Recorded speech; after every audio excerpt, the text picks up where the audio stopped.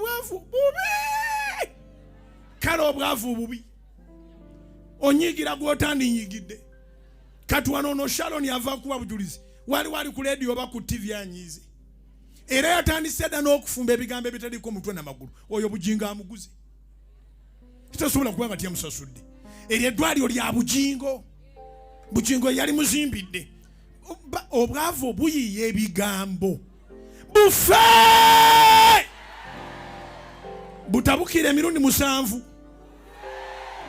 Ogwokusatu. Ogwokuna. Ogwokutaano. Ogwomukaaga. Ogusembayo. Obwavu bufe!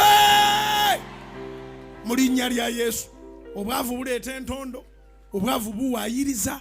Obwavu busala ebigambo. Obwavu bukolima. Obwavu buloga. Buleeta obusungu obutaliiko na nsonga.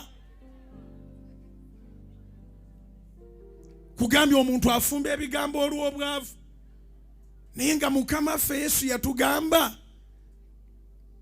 Matayo 17 olunyiriri lwa 20 nti singa tulina okukkiriza okutini okulinganga akaweke ka kaladdaali twandibadde tugamba ensozi nti va wano sigulibwa genda eri. Naye n'okala bukazi okwogera n'obwavu.